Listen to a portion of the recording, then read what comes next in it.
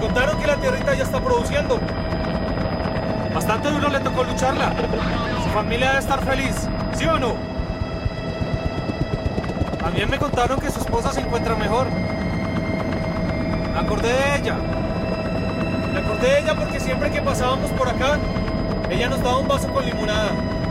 Ella siempre tan amable. ¿Sabe?